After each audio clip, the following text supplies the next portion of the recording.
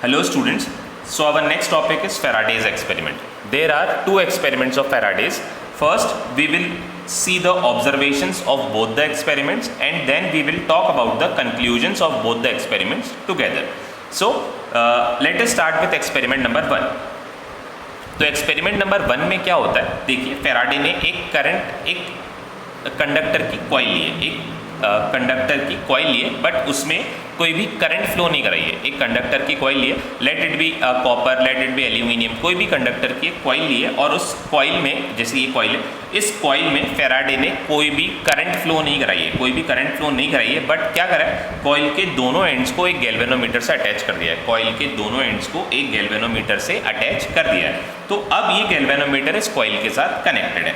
दूसरा उन्होंने क्या करा है, दूसरा एक बार मैग्नेट लिया है और बार मैग्नेट के नॉर्थ पोल को कॉइल की तरफ रखा है।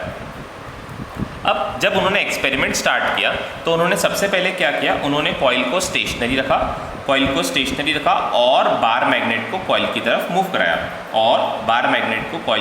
मूव कराया तो अगर नॉर्थ पोल बार मैग्नेट का कॉइल की तरफ मूव करता है तो फैराडे ने ऑब्जर्व किया जैसे जैसे ये नॉर्थ पोल बार मैग्नेट के ये जो बार मैग्नेट है इसका नॉर्थ पोल कॉइल के पास आता रहता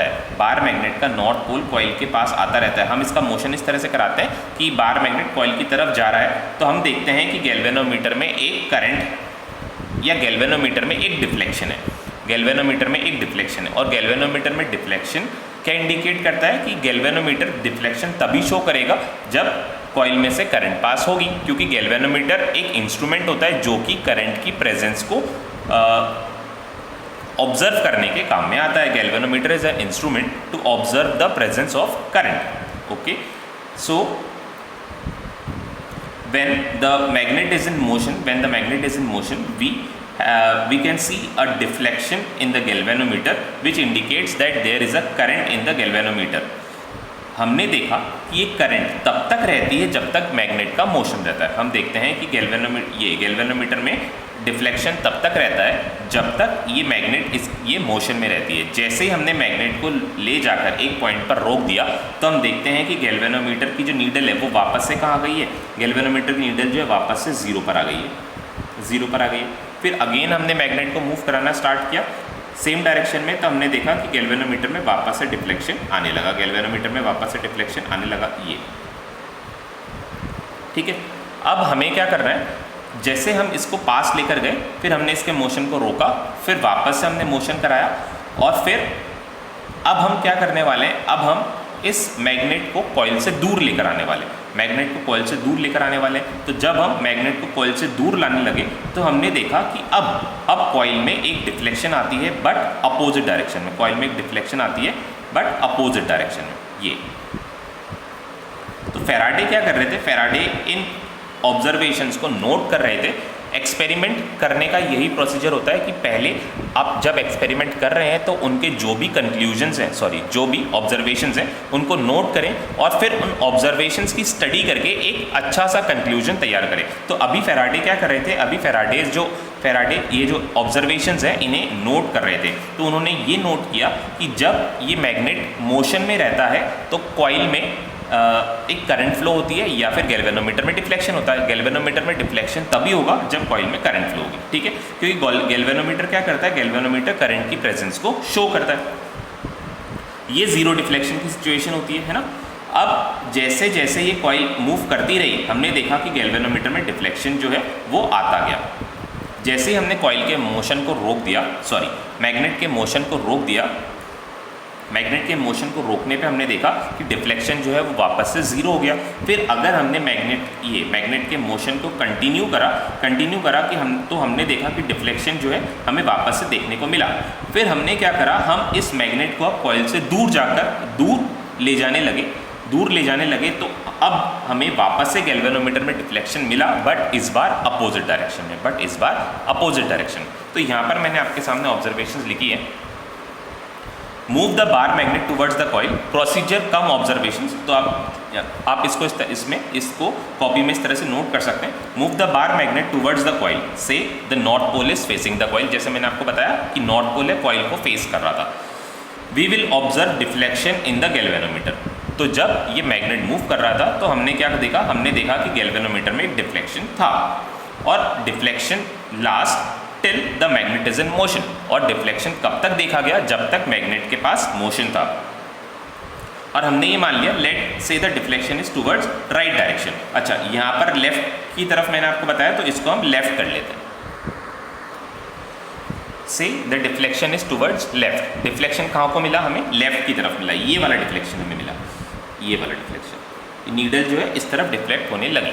ठीक है, फिर इसके बाद हमने क्या करा, now if we move the bar magnet away from the coil, if we move the bar magnet away from the coil, north pole facing the coil. अभी भी हमने मैग्नेट की डायरेक्शन को नहीं बदली है, मैग्नेट अभी भी इसका जो नॉर्थ पोल है कॉइल को ही फेस कर रहा है, बट अब हम क्या कर रहे हैं, इसको पास ले जाने की बजाय, कॉइल के पास ले जाने की बजाय कॉइल से दूर लेकर जा रहे हैं, कॉइल से दूर लेकर जा रहे हैं। और हमने देखा कि अभी भी गैल्वेनोमीटर में एक डिफ्लेक्शन है, बट इस बार अपोजिट डायरेक्शन में, से towards right. Now if we move the bar magnet away from the coil, the north pole facing the coil, we will observe the deflection in opposite direction, say towards right. ठीक है, the deflection in above cases, दोनों ही cases में deflection तब तक था, दोनों ही cases में deflection तब तक था जब तक कॉइल मोशन में था। और हमने ये भी नोट किया, हमने नहीं, फैराडे ने ये भी नोट किया कि जो डिफ्लेक्शन है वो इंक्रीज हो रहा है जब हम मैग्नेट की स्पीड को या वेलोसिटी को इंक्रीज कर रहे हैं। वेलोसिटी मैंने इसलिए यहाँ पर लिखा है, इसलिए यहाँ पर लिखा है क्योंकि वेलोसिटी में डायरेक्शन इंक्लूड होती है, तो इस डायरेक्शन में भी और इस डायरेक्शन में, दोनों ही डायरेक्शन में जब हम स्पीड को इंक्रीज करते हैं या फिर कह लीजिए वेलोसिटी ऑफ मैग्नेट को इंक्रीज करते हैं, तो हमें डिफ्लेक्शन ज़्यादा देखने को मिलती है, तो हमें डिफ्लेक्शन ज़्यादा देखने को मिलती है। फिर उसके बाद फैराडे ने क्या किया, उसके बाद फैराडे ने ये मैग्नेट को तो स्टेशनरी रखा, मैग्नेट को स्टेशनरी रखा और कॉइल का मोशन कराया, मैग्नेट को एक तरफ स्टेशनरी रखा और कॉइल का मोशन कराया। तो इस बार भी फैराडे को सेम रिजल्ट्स मिले जैसे पहले मिले थे।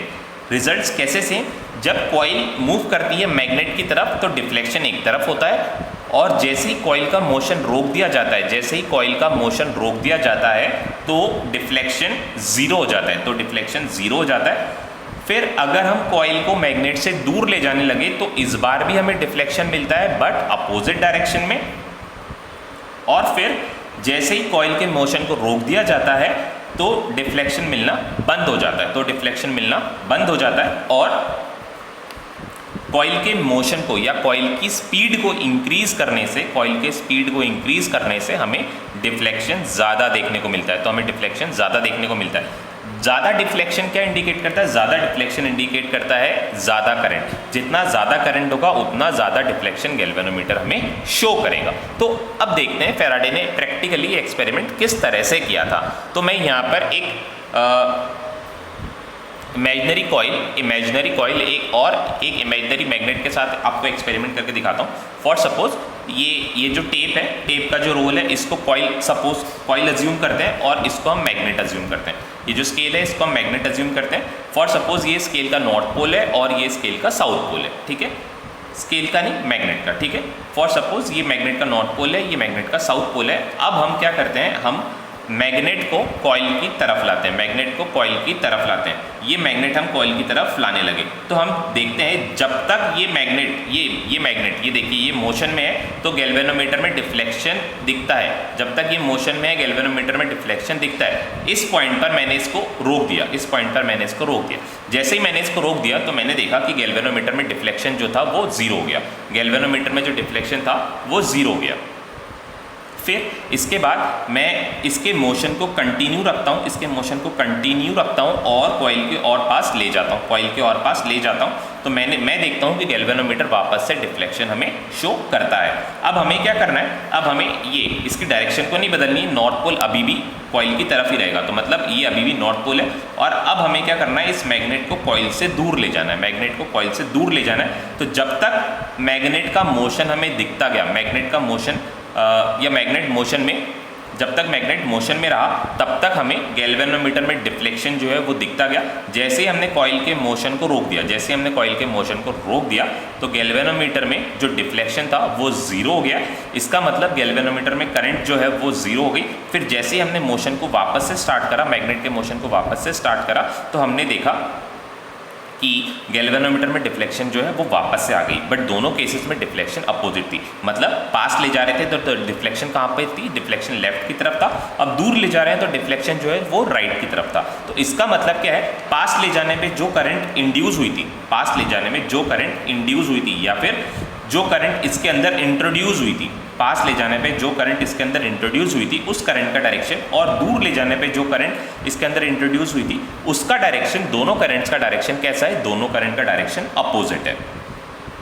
ठीक है, फिर उसके बाद नेक्स्ट स्टेप में फैराडे ने क्या किया, नेक्स्ट स्टेप में फैराडे ने ये मैग्नेट को स्टेशनरी रखा इस पॉइंट पर और कॉइल का मोशन कराया। ये ऐसे कॉइल का मोशन कराया। जब ये कॉइल को मैग्नेट के पास लाने लगे, कॉइल को मैग्नेट के पास लाने लगे तो हमने देखा कि गैल्वेनोमीटर में डिफ्लेक्शन आया, डिफ्लेक्शन एक तरफ था।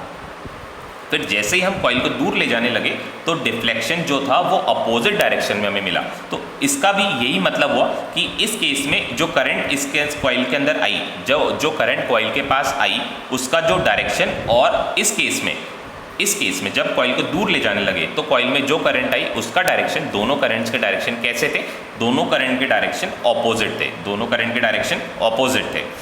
ठीक है, तो ये एक्सपेरिमेंट फैराडे ने करा और फैराडे ने ये देखा कि अगर मैग्नेट का मोशन, इसकी स्पीड हम इंक्रीज कर देते हैं, ये इसकी स्पीड हमने इंक्रीज कर दी तो डिफ्लेक्शन जो हमें ज़्यादा देखने को मिला, डिफ्लेक्शन जो था हमें ज़्यादा देखने को मिला। और अगर हम सेकेंड केस में कॉइल के मोशन को इंक्रीज कर दे, कॉइल की स्पीड को इंक्रीज कर दे तो भी हमें डिफ्लेक्शन ज़्यादा देखने को मिलता है। ठीक है, तो ये कंक्लूजन्स, ये ऑब्जर्वेशंस फैराडे ने नोट करके रखे और शायद वो बाद में इन पे कंक्लूजन्स देने वाले थे, बट वो एक बार सारे ऑब्जर्वेशंस को नोट कर रहे थे। जितने भी ऑब्जर्वेशंस, पॉसिबल ऑब्जर्वेशंस हो सकते थे, उन्होंने सारे ऑब्जर्वेशंस को नोट किया। इसके बाद फैराडे ने किसी कंक्लूजन पर पहुंचने से पहले एक और एक्सपेरिमेंट किया। किसी कंक्लूजन पर पहुंचने से पहले फैराडे ने एक और एक्सपेरिमेंट किया। उस एक्सपेरिमेंट में फैराडे ने क्या किया, इस एक्सपेरिमेंट में फैराडे ने दो कॉइल्स ली, coil number 1 and coil number 2। Coil number 1 के पास नंबर ऑफ टर्न्स जो थे वो ज़्यादा थे, कॉइल नंबर 1 के पास नंबर ऑफ टर्न्स ज़्यादा थे, मतलब कॉइल नंबर 2 के पास नंबर ऑफ टर्न्स कम थे। इसमें देखिए बेसिकली करा क्या था, फैराडे ने एक हॉलो सिलिंड्रिकल रोल लिया था, एक हॉलो सिलिंड्रिकल रोल लिया था। ये रोल आप पेपर से भी बना सकते हो या फिर किसी भी प्लास्टिक के मटेरियल से ये रोल आप बना सकते हो। पेपर या प्लास्टिक हमने क्यों कंसिडर करा, क्योंकि ये इंसुलेटर होते हैं और इजीली अवेलेबल हो जाते हैं। तो हमने एक प्लास्टिक का हॉलो सिलेंडर लिया, उसके ऊपर हमने दो कॉइल्स लपेटी, एक कॉइल एक कॉइल नंबर 1 और दूसरी है कॉइल नंबर 2। दोनों ही हमने सेम सिलेंड्रिकल बेस पर दोनों ही कॉइल्स को लपेटा और दोनों के बीच में एक थोड़ा सा गैप रखा। दोनों के बीच में ये थोड़ा सा गैप यहाँ पर जो दिख रहा है, दोनों कॉइल्स के बीच में थोड़ा सा गैप रखा।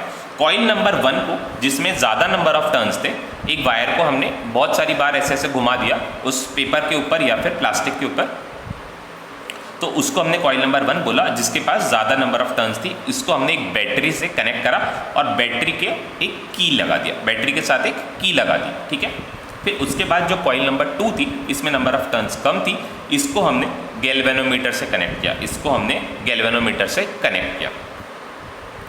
ठीक है, फिर हमने क्या किया, जैसे ही हमने इस की को प्रेस किया, की को प्रेस करने का मतलब है की को लगाना या फिर सर्किट को ऑन करना। जैसे ही हमने इस की को ऑन किया तो हमने देखा कि गैल्वेनोमीटर की जो नीडल थी, वो तुरंत ऐसे जाकर ऐसे हो गई, ऐसे जाकर ऐसे हो गई। मतलब एक मोमेंट्रीली डिफ्लेक्शन हमें मिला, एक मोमेंट्री डिफ्लेक्शन हमें मिलता है बहुत ही शॉर्ट टाइम के लिए। ये देखिए, ये नीडल थी, ये ऐसे जाके ऐसे हो गई, तुरंत ऐसे जाके ऐसे हो गई फॉर फ्रैक्शन ऑफ सेकंड्स। मतलब इतनी जल्दी भी कि अगर आपकी आंखें या अगर आपका ध्यान थोड़ी देर के लिए भी इधर उधर होता है तो आप इस डिफ्लेक्शन को नोट नहीं कर पाओगे। तो आपको गैल्वेनोमीटर की तरफ देखते रहना है और आपको देखना है ये जो नीडल है ये तुरंत ऐसे जाके ऐसे हो जाएगी, मोमेंटरी डिफ्लेक्शन आपको मिलेगा।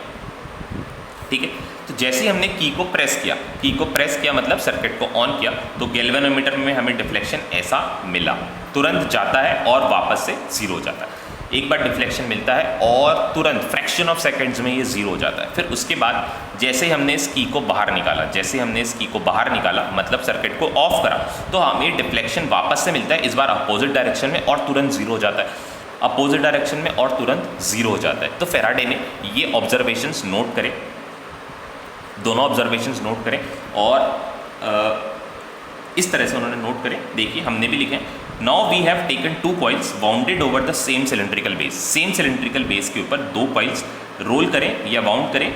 We can take a hollow plastic और पेपर रोल। एक हॉलो प्लास्टिक या पेपर का रोल आप कंसिडर कर सकते हैं। When the key is pressed, a sudden deflection in coil 2 of gas in coil 2, a sudden deflection in coil 2 galvanometer. Coil 2 में जो गैल्वेनोमीटर था उसमें हमें एक सडन डिफ्लेक्शन मिलता है, and the galvanometer immediately comes to rest. Deflection के तुरंत बाद जो नीडल थी गैल्वेनोमीटर की वो रेस्ट पर आ जाती है। Now when the key is released का मतलब है सर्किट को जब हमने ऑफ किया, डिफ्लेक्शन हमें वापस से देखने को मिला, बट इस बार अपोजिट डायरेक्शन में, और नीडल वापस से रेस्ट पर आ जाती है। नीडल जो है वापस से रेस्ट पर आ जाती है। अब फैराडे ने क्या किया, फैराडे ने इस एक्सपेरिमेंट्स में और भी थोड़े से ऑब्जर्वेशंस नोट करें, जो मैं आपको वर्बली बता दे रहा हूँ।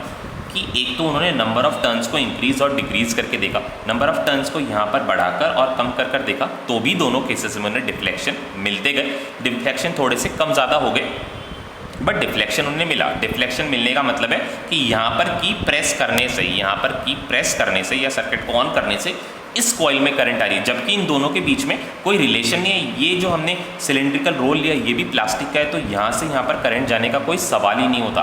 बट फिर भी इस कॉइल में करंट फ्लो करने से इस कॉइल में भी करंट आ रही थी, तो ये बहुत ही शॉकिंग रिजल्ट था। और इसने काफ़ी टेक्नोलॉजी जो थी, जो हमारे पास उस टाइम पर जो टेक्नोलॉजी थी, उसमें एक नया बूम क्रिएट कर दिया। तो ये नोट करने वाली बात थी, क्योंकि अब तक हम क्या कर रहे थे, अब तक हम इलेक्ट्रिक चार्ज के मोशन से, यानी करंट से, इलेक्ट्रिक चार्ज का मोशन मतलब करंट से हम क्या बना रहे थे, करंट से हम मैग्नेटिक फील्ड को ऑब्जर्व कर रहे थे। यानी चार्ज के मोशन से हम मैग्नेटिक फील्ड को बना रहे थे। हमने देखा कि एक मूविंग या करंट कैरिंग कंडक्टर जो है वो मैग्नेटिक फील्ड प्रोड्यूस कर रहा था। अब तक हमने ये पढ़ा था, बट अब ये जो चीज़ थी ये एकदम रिवर्स थी। रिवर्स का मतलब ये है कि अब हम क्या कर रहे हैं, मैग्नेट के मोशन से करंट प्रोड्यूस करने लगे थे। अब हम मैग्नेट के मोशन से करंट प्रोड्यूस करने लगे थे, मतलब बिना बैटरी के, बिना इलेक्ट्रिकल सोर्स के हम करंट प्रोड्यूस करने लगे थे। तो ऐसा कर पाना उस टाइम पे बहुत ही शॉकिंग था कि ऐसा कैसे पॉसिबल हो गया था। उस टाइम पर साइंटिस्ट जो थे उन्होंने इस पर स्टडी करी और अपने कंक्लूजन्स जो थे वो हमें बताए। तो अभी हम फैराडे के कंक्लूजन्स एक बार और देख लेते हैं। फैराडे ने कॉइल के जो टर्न्स थे उन्हें वेरी कर देखा, तो रिजल्ट में कुछ खास चेंज नहीं आया। कॉइल के नंबर ऑफ टर्न्स बढ़ाने से डिफ्लेक्शन जो है थोड़ा ज़्यादा मिलने लगा, नंबर ऑफ टर्न्स कम करने से डिफ्लेक्शन कम मिलने लगा। और दूसरा उन्होंने क्या किया, दूसरा उन्होंने ये देखा कि अगर हम इस बैटरी को इंक्रीज़ कर देते हैं, मतलब ज़्यादा वोल्ट की बैटरी ले लेते हैं, 2 वोल्ट की जगह 4 वोल्ट 5 वोल्ट अगर इंक्रीज़ करते हैं, करंट इसमें बढ़ती है तो इसमें भी करंट इंक्रीज़ होती है। अगर एक कॉइल में करंट को इंक्रीज़ करते हैं तो दूसरी कॉइल में भी करंट इंक्रीज़ होती है। तो ये ऑब्जर्वेशन भी मैं आपके लिए लिख देता हूँ। When the current in the coil 1 increases, there is more deflection in the galvanometer in coil number 2। तो ये ऑब्जर्वेशन मैंने आपके सामने लिख दी है। If current in coil number 1 increases, there is more deflection in galvanometer connected with coil number 2। तो अभी जो हमें ऑब्जर्वेशंस देखने को मिली, बहुत ही अच्छी ऑब्जर्वेशंस थी। अच्छी इसलिए थी क्योंकि अभी हम एक नई चीज़ कर रहे थे। नई चीज़ ये कर रहे थे कि अभी हम क्या कर रहे थे, मैग्नेट के मोशन से करंट बना रहे थे। अब तक हम करंट बनाने के लिए क्या करते थे, बैटरी का यूज़ करते थे, बैटरी का या फिर कोई इलेक्ट्रिकल सोर्स का यूज़ कर रहे थे। पर अब जो हमें रिजल्ट मिलने लगा था इलेक्ट्रिसिटी में कि मैग्नेट के मोशन से करंट प्रोड्यूस करना, जो कि आगे जाकर अभी के टाइम पे मतलब अभी के टाइम पे फैराडे ने एक्सपेरिमेंट्स बहुत पहले करे थे, तो अभी ये जो एक्सपेरिमेंट उस टाइम फैराडे ने किया था ये आज हमारे लिए एक बूम साबित हो रहा है, हमारे लिए एक नई टेक्नोलॉजी बन चुकी है कि मैग्नेट के मोशन से हम क्या करने लगे, मैग्नेट के मोशन से हम इलेक्ट्रिसिटी प्रोड्यूस करने लगे। तो उस टाइम पर बहुत ही शॉकिंग रिजल्ट था, किसी ने एक्सपेक्ट नहीं किया था ऐसा हो सकता है। बट फिजिक्स में क्या होता है, फिजिक्स में हर चीज़ का रिवर्स पॉसिबल होता है, हर चीज़ का रिवर्स पॉसिबल होता है। अगर करंट की वजह से मैग्नेटिक फील्ड बनती है, या फिर ऐसा कह लीजिए कि चार्ज के मोशन से मैग्नेटिक फील्ड बनती है, अगर चार्ज के मोशन से मैग्नेटिक फील्ड बनती है तो मैग्नेट के मोशन से भी चार्ज का मोशन होना चाहिए, तो मैग्नेट के मोशन से भी चार्ज का मोशन होना चाहिए, यानी मैग्नेट के मोशन से भी करंट बननी चाहिए। ऐसा फैराडे ने करके बताया, ऐसा फैराडे ने हमें करके बताया और रिजल्ट ऑब्जर्वेशंस आपके सामने। तो इन ऑब्जर्वेशंस को फैराडे ने अच्छे से स्टडी करा और इस पर एक कंक्लूजन दिया, इस पर हमें एक कंक्लूजन दिया। कंक्लूजन क्या था, तो कंक्लूजन पर जाने से पहले मैं फैराडे का जो सोचने का नज़रिया था, फैराडे ने जो एक्सपेरिमेंट के बारे में सोचा वो मैं आपको पहले बताना चाहता हूँ, फिर हम कंक्लूजन पर चलते हैं। तो फैराडे ने उन एक्सपेरिमेंट्स के बारे में कुछ इस तरह से सोचा कि ये कॉइल थी और ये मैग्नेट था। जैसे जैसे ये मैग्नेट कॉइल के पास आता जा रहा है, जैसे जैसे ये मैग्नेट कॉइल के पास आता जा रहा है, अभी देखिए इस सिचुएशन में इस मैग्नेट से ये 1 2 3 4 मैग्नेटिक फील्ड लाइन्स इसमें से निकल रही हैं और अभी फ़िलहाल सिर्फ एक मैग्नेटिक फील्ड लाइन इस कॉइल के अंदर से जा पा रही है। पर जैसे ही हम इस मैग्नेट को पास ले आएंगे, इस मैग्नेट को पास ले आएंगे, जैसे ही हम मैग्नेट को पास लेंगे हम देखेंगे कि जितनी ज़्यादा आप इसको पास लाते जाओगे उतनी ज़्यादा फील्ड लाइंस इस कॉइल से एसोसिएट होती रहेंगी, उतनी ज़्यादा फील्ड लाइंस इस कॉइल से एसोसिएट होती रहेंगी। ये एक बहुत ही सिमिलर केस है जब एक पानी की बोतल को, फॉर सपोज ये बोतल का माउथ है, ये बोतल का माउथ है और आपने इसको टैप से दूर रखा हुआ है, आपने इसको टैप से दूर रखा हुआ है, तो अभी इसके अंदर पानी गिर रहा है, बट पानी बहुत कम गिर रहा है और बहुत सारा पानी इसके चारों तरफ फैले जा रहा है। ठीक है, जैसे जैसे हम इसके माउथ को टैप के क्लोजर लाते जाएंगे, जैसे जैसे बोतल के माउथ को टैप के क्लोजर लाते जाएंगे, ज़्यादा से ज़्यादा पानी बॉटल के अंदर जाएगा और एकदम जब हम क्लोज ले आएंगे तो सारा का सारा पानी बॉटल के अंदर जाएगा। वैसा ही इसके साथ हो रहा था, जैसे अभी ये दूर था तो सिर्फ 1 या 2 मैग्नेटिक फील्ड लाइंस कॉइल के अंदर से जा पा रही थी। जैसे जैसे हम इसको पास लाते जा रहे थे, जैसे जैसे हम इसको पास लाते जा रहे थे, ज़्यादा से ज़्यादा field lines, magnetic field lines इस कॉइल के अंदर से जा पा रही थी, यानी निकल रही थी। ठीक है, अब फैराडे ने देखा कि जितनी ज़्यादा मैग्नेटिक फील्ड लाइंस इसके अंदर से पास हो पा रही हैं, जितनी ज़्यादा मैग्नेटिक फील्ड लाइन इसके अंदर से पास हो रही हैं, उतनी ज़्यादा डिफ्लेक्शन हमें गैल्वेनोमीटर में देखने को मिली। और एक चीज़ और नोट करी फैराडे ने कि जब तक ये फील्ड लाइंस मैग्नेट से एसोसिएटेड फील्ड लाइंस बदल रही थी, मैग्नेट से एसोसिएटेड फील्ड लाइंस बदल रही थी, कब बदलेगी, जब ये कुछ इस तरह का, एक बार बॉटल और पानी वाले एग्जांपल पर वापस आते हैं, जब तक ये बॉटल टैप की तरफ मूव करता रहेगा तो कभी देखिए यहाँ पर ज़्यादा पानी गिरता रहेगा, फिर देखिए पानी बाहर गिरना कम हुआ, पानी बाहर गिरना कम हुआ और कम होता गया, फिर वापस से हम देख रहे हैं कि पानी का गिरना जो है वो वापस से बाहर गिरता जा रहा है। तो इसके मोशन को हमें रोकना नहीं है,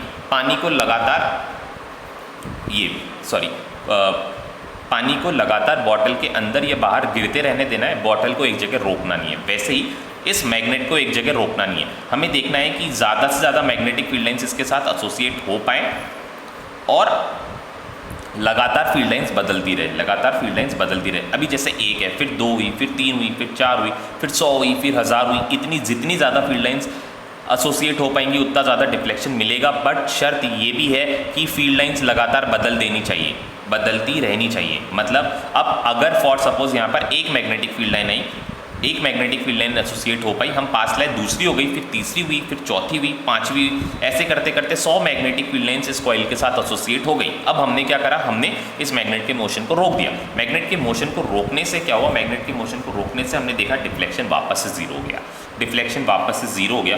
तो करते क्या रहना है, हमें करते ये रहना है कि मैग्नेट को लगातार मूव कराते रहना है। ऐसे मूव कराते कराते हम इसको पास ले आए और हमने देखा कि अब 1000 मैग्नेटिक फील्ड लाइंस इसके साथ एसोसिएट हो गई और हमने तुरंत इसके मोशन को रोक दिया। जैसे ही हमने मोशन रोक दिया, ये गैल्वेनोमीटर में डिफ्लेक्शन 0 हो गया। ठीक है। डिफ्लेक्शन तब था जब 1 से 2, 2 से 3, 3 से 4, 4 से 5 हो रही थी, बट अब 1000 हो गई है फिर भी डिफ्लेक्शन 0 हो गया है। क्यों? क्योंकि हमने मैग्नेट के मोशन को रोक दिया। तो मैग्नेट का मोशन लगातार बना रहना चाहिए, मैग्नेट का मोशन लगातार बना रहना चाहिए, ठीक है। ये तो हुई फर्स्ट एक्सपेरिमेंट की बात। सेकंड एक्सपेरिमेंट में क्या हुआ ये देखिए।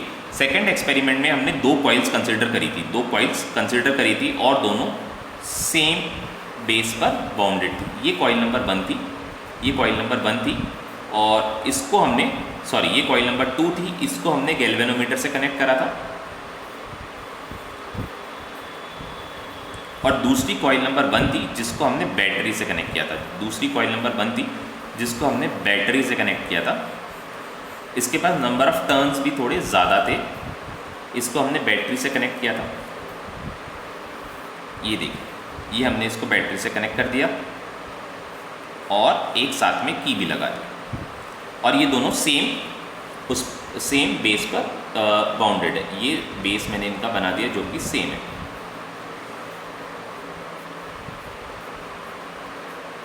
तो सेकंड केस में अब आप बोलेंगे फर्स्ट केस में तो सर मैग्नेट था, तो सेकंड केस में ये मैग्नेट हमें नज़र नहीं आ रहा है, तो फैराडे का ऑब्जर्वेशन क्या था, फैराडे ने क्या ऑब्जर्व किया?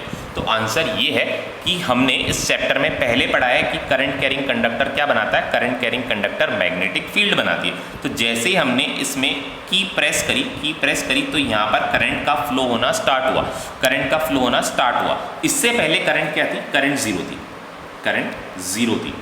ज़ीरो थी। जैसे हमने की को प्रेस किया करंट धीरे धीरे बढ़ने लगी, 0 से 0.1, 0.2, 0.3 इस तरह से बढ़ने लगी और बढ़ते बढ़ते 0.4, 0.5 और बढ़ते बढ़ते मैक्सिमम हो गई 1 एम्पियर, बढ़ते बढ़ते मैक्सिमम हो गई 1 एम्पियर। तो जैसे हमने की को प्रेस किया हमने देखा कि मैग्नेटिक फील्ड लाइन, जो मैग्नेटिक फील्ड था वो बनना शुरू हुआ और इनिशियली क्या थी? 0 थी, फिर थोड़ी बढ़ी 0.1 क्योंकि इसमें करंट बढ़ी। जितना आप करंट बढ़ाओगे उतना ज़्यादा मैग्नेटिक फील्ड बढ़ेगा।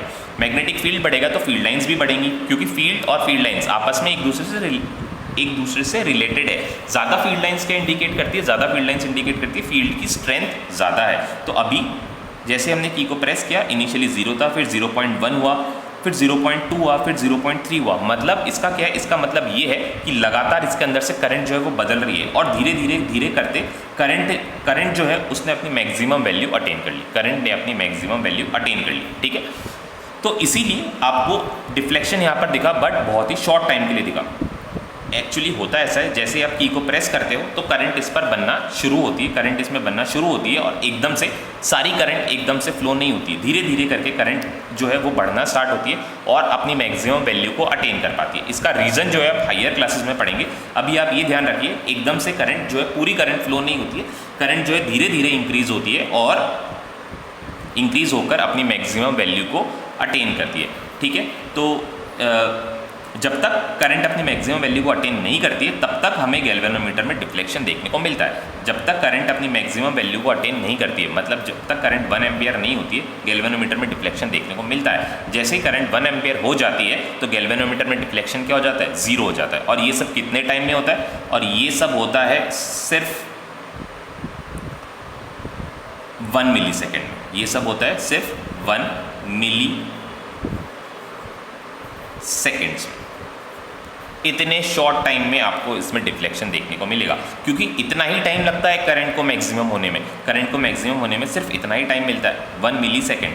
तो इतने टाइम में तो आप अपने स्टॉप वॉच को भी 1 मिली सेकेंड पर रोक नहीं पाते हो। तो आपको गैल्वेनोमीटर में जो डिफ्लेक्शन है उसको बहुत ध्यान से ऑब्जर्व करना पड़ेगा, बहुत ध्यान से ऑब्जर्व करना पड़ेगा, अदरवाइज आप इसको मिस कर दोगे क्योंकि ये डिफ्लेक्शन बहुत कम टाइम के लिए होता है, ठीक है। बट फैराडे ने ऑब्जर्व किया, फैराडे ने क्या ऑब्जर्व किया? फैराडे ने देखा कि जैसे ही इसके अंदर मैग्नेटिक फील्ड लाइन बननी शुरू हुई तो शुरुआत में देखिए, शुरुआत में मैग्नेटिक फील्ड लाइन वीक थी तो सिर्फ एक फील्ड लाइन इससे एसोसिएट हो रही थी तो हमें डिफ्लेक्शन देखने को मिला। फिर मैग्नेटिक फील्ड जैसे जैसे बढ़ती गई तो ज़्यादा से ज़्यादा फील्ड लाइन इसके अंदर से एसोसिएट होने लगी, ज़्यादा से ज़्यादा फील्ड लाइन इसके अंदर से पास होने लगी। जितनी ज़्यादा फील्ड लाइन पास होने लगी हमें डिफ्लेक्शन ज़्यादा देखने को मिला। इसलिए मैंने आपको बताया कि जब हमने बैटरी को इंक्रीज़ करा, बैटरी की वोल्टेज बढ़ा दी तो करंट को इंक्रीज़ करा तो हमें डिफ्लेक्शन ज़्यादा देखने को मिला, डिफ्लेक्शन जो है वो ज़्यादा देखने को मिला। फिर एक बार जब करंट मैक्सिमम हो जाती है, करंट जब मैक्सिमम हो जाती है यानी करंट का बदलना बंद हो जाता है। करंट का बदलना बंद होने का मतलब है मैग्नेटिक फील्ड लाइन का भी बदलना बंद हो गया है। मैग्नेटिक फील्ड का बदलना बंद हुआ, अगर मैग्नेटिक फील्ड का बदलना बंद हुआ तो मैग्नेटिक फील्ड लाइंस का भी बदलना बंद हो गया। और अगर ऐसा हो गया तो कोई भी डिफ्लेक्शन नहीं मिलता है, कोई भी डिफ्लेक्शन नहीं मिलता है। तो फैराडे ने क्या कंक्लूजन निकाला? फैराडे ने ये कंक्लूजन निकाला कि जब तक एक कॉइल से एसोसिएटेड मैग्नेटिक फील्ड लाइंस बदलती रहेंगी, जब तक एक कॉइल से एसोसिएटेड मैग्नेटिक फील्ड लाइंस बदलती रहेगी, उसके अंदर हमें एक करंट देखने को मिलेगी, उसके अंदर हमें एक करंट देखने को मिलेगी। और जैसे ही मैग्नेटिक फील्ड लाइंस का बदलना बंद, यहाँ पर आप ध्यान दीजिएगा कि मैं बार बार मैग्नेटिक फील्ड लाइंस का यूज़ कर रहा हूँ, मैग्नेटिक फील्ड का नहीं यूज़ कर रहा हूँ, मैग्नेटिक फील्ड लाइंस। जैसे जैसे मैग्नेटिक फील्ड लाइंस जो हैं वो बदलती रहेंगी तब तक हमें क्या मिलेंगे, तब तक हमें करंट मिलेगी कॉइल 2 में, तब तक हमें कॉइल 2 में करंट देखने को मिलेगी। जैसे ही मैग्नेटिक फील्ड लाइंस का बदलना बंद हो गया तो कह लीजिए कि करंट भी हमें मिलनी बंद हो गई, करंट भी हमें मिलनी बंद हो गई। तो ये फैराडे के ऑब्जर्वेशंस थे। देखते हैं फैराडे के ऑब्जर्वेशंस, सॉरी ऑब्जर्वेशन नहीं, कंक्लूजन्स, फैराडे के कंक्लूजन्स। फैराडे ने ये कंक्लूजन दिया, when the magnetic field lines associated with a coil changes a current is induced in the coil. Induce का मतलब क्या होता है? इंड्यूस का मतलब होता है आ जाना, इंड्यूस का मतलब होता है आ जाना, ठीक है, या इंट्रोड्यूस होना। A current is induce in the coil. Current कैसे इंड्यूस, फैराडे ने कैसे कंक्लूड किया करंट आ रही है? क्योंकि गैल्वेनोमीटर में डिफ्लेक्शन था। Deflection in the galvanometer indicates the presence of current and the current lasts till the field lines are changing, and the current lasts till the field lines are changing। जब तक field lines बदलती गई तब तक क्या दिखा? तब तक फैराडे को दूसरी कॉइल में करंट मिला, ठीक है। इस फिनोमेना को फैराडे ने क्या नाम दिया? इस फिनोमेना को फैराडे ने नाम दिया इलेक्ट्रोमैग्नेटिक इंडक्शन। तो इलेक्ट्रोमैग्नेटिक इंडक्शन की डेफिनेशन क्या बनाई? इलेक्ट्रोमैग्नेटिक इंडक्शन की डेफिनेशन ये बनी, when the magnetic field lines associated with a coil changes, when the magnetic field lines associated with a coil changes a current is induced in the coil, a current is induced in the coil, and this phenomena is called electromagnetic induction, and this phenomena is called electromagnetic induction. And magnetic field lines, यहाँ पर एक नई definition, नया word आपके सामने बता देता हूँ जिसके बारे में आप 12th क्लास में, हायर क्लासेस में पढ़ेंगे। अभी इस वर्ड का यूज़ हम चैप्टर में नहीं करेंगे, बट यहाँ पर क्योंकि हमने पढ़ा है और हो सकता है आपकी एनसीईआरटी में भी लिखा हुआ हो, तो मैं भी यहाँ पर आप बता देता हूँ। एनसीईआरटी में नहीं होगा तो दूसरी रिफ्रेशर्स में आपको ज़रूर मिलेगा ये वर्ड। तो यहाँ पर मैं आपको बता देता हूँ वो वर्ड कौन सा है। फ्लक्स, वो वर्ड है फ्लक्स, और मैग्नेट से एसोसिएटेड है इसलिए मैग्नेटिक फ्लक्स। ये क्या होती है magnetic flux? Number of field